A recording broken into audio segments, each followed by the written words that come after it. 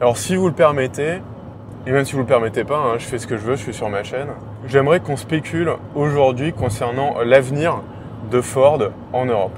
Puisque Ford en Europe s'est fait un petit peu mettre dans l'ombre par d'autres constructeurs, je pense notamment aux Coréens.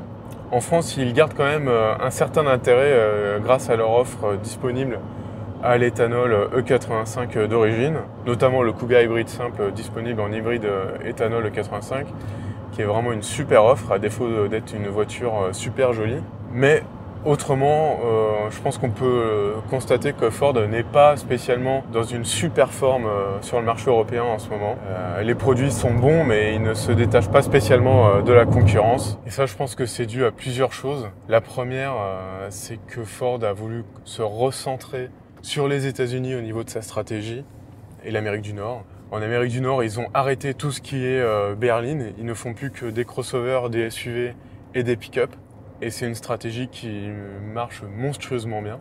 Ils se sont lancés dans l'électrification avec le Mustang Mach-E en crossover et le pick-up F-150 qui est le véhicule le plus vendu aux États-Unis dans sa version thermique. Là aussi, un grand succès. Ils ont réussi à le mettre sur le marché très rapidement et à le produire. Ils ont vraiment concentré leurs investissements dans cette nouvelle stratégie en Amérique du Nord, à savoir aller que vers des voitures plus orientées crossover, SUV et pick-up et l'électrification, avec un succès qui est en train de payer aujourd'hui. L'Europe a été un peu mis de côté pendant ce temps-là. Une deuxième raison que je vois à l'insuccès tout relatif de Ford en Europe, c'est le design. Ford est arrivé au bout du kinetic design qui a été initié par la Mondeo en 2008, je crois, avec cette fameuse calandre façon Aston Martin. Les dernières Focus et Fiesta restylées arrivent vraiment au bout de ce langage esthétique. À part le Puma, qui marche plutôt bien, surtout en version ST-Line, c'est vraiment une jolie petite voiture. Le reste de la gamme Ford n'est pas spécialement au top au niveau design.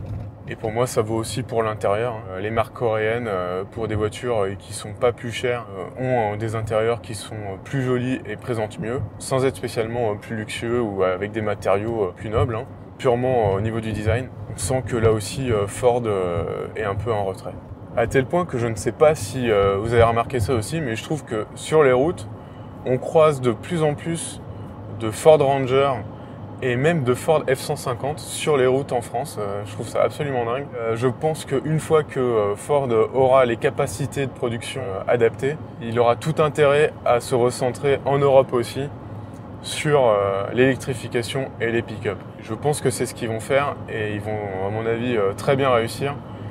Vu qu'ils ont réussi les premiers aux États-Unis à mettre sur le marché un pick-up électrique produit en grand volume. Parce qu'on a Rivian aussi, mais Rivian, c'est pas les mêmes volumes de production. Quant au Tesla Cybertruck, on attend toujours. Alors le F-150 électrique fait un départ commercial fulgurant aux États-Unis. Les cadres dirigeants de Ford étaient très clairs quand ils ont annoncé cette voiture. Pour eux, le problème, ce serait pas de la vendre, parce qu'ils savaient qu'ils en vendraient beaucoup et largement plus que ce qu'ils peuvent en produire.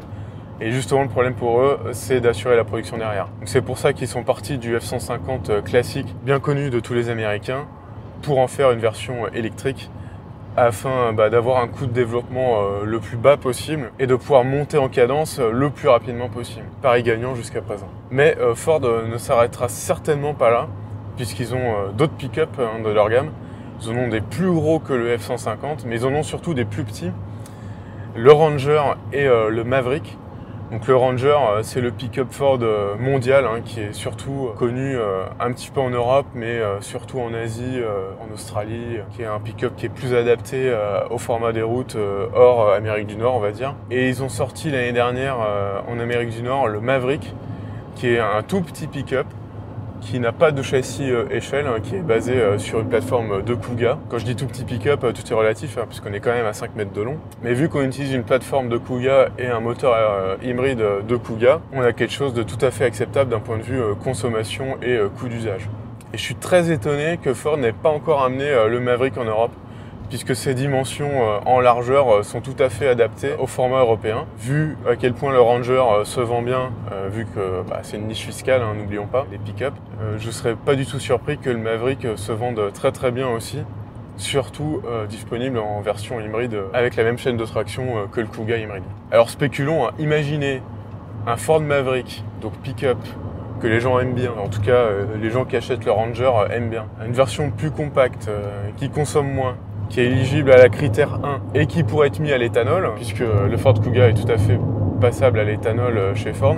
Bah là franchement vous aurez un véhicule qui pourrait se vendre par centaines de milliers je pense en Europe. Et si Ford le fait pas, je pense pas qu'ils y ont pas pensé, je pense que c'est surtout qu'ils n'ont pas les capacités de production qui permettraient de vendre ce véhicule en Europe. D'ici quelques années on aura quand même droit au Maverick, mais ce sera certainement dans une version 100% électrique directement. C'est quasiment certain que Ford sortira des versions électriques du Ranger et du Maverick.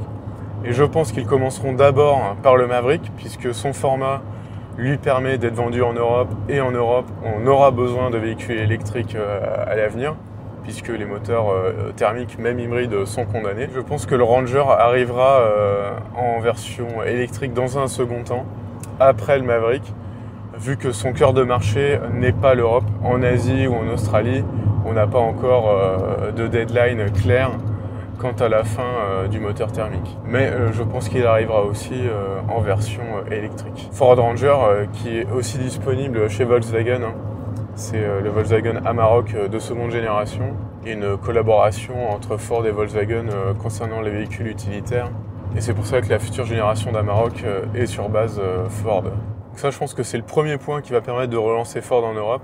L'arrivée d'un Maverick électrique, ça peut vraiment faire des étincelles. Vu comment le Ranger se vend déjà relativement bien en Europe, si vous amenez un véhicule un peu plus petit et plus facile à conduire, électrique, je pense que ça peut se vendre très bien. Et la deuxième phase du plan pour relancer Ford en Europe, c'est là aussi avec Volkswagen, puisque Volkswagen a licencié à Ford sa plateforme MEB, qui est bien connue sous les crossovers Volkswagen ID4, Skoda Enyaq, Audi Q4 e-tron et j'en passe. Et Ford va certainement lancer un crossover équivalent, vu qu'ils ont le droit d'utiliser cette plateforme. Et ce sera très intéressant de voir quelle esthétique il aura, s'ils vont continuer sur le kinetic design un petit peu essoufflé, ou s'ils vont adopter une esthétique complètement nouvelle, histoire de rafraîchir un peu le design de la marque en Europe.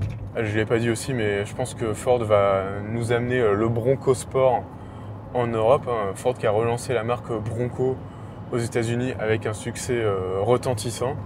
Et le Bronco Sport, c'est la version, on va dire, crossover sur base encore de Ford Kuga et qui pourra être disponible en hybride. Je pense que ça arrivera bientôt en Europe, peut-être même avant le Maverick. Donc voilà, j'ai hâte de voir d'ici peut-être 2024-2025 ce que sera la gamme de Ford en Europe. Est-ce qu'on aura des voitures qui vont être un peu plus compétitives par rapport à leur marché, que ce soit d'un point de vue électrification ou d'un point de vue esthétique. Très curieux de voir ça. Même si les voitures qui sont proposées aujourd'hui sont très bien, je pense qu'elles ne font pas relever la nuit non plus. Alors dites-moi en commentaire si vous roulez ou si vous avez roulé avec une Ford. Je suis très intéressé de voir quelle est votre expérience. Est-ce que vous roulez en Ford Kuga hybride éthanol ou est-ce que vous roulez dans une autre Ford à l'éthanol? Faites-moi un petit retour d'expérience là-dessus si c'est le cas, je suis très intéressé de vous lire. Et en attendant de vous retrouver, je vous souhaite une bonne route et je vous dis à bientôt.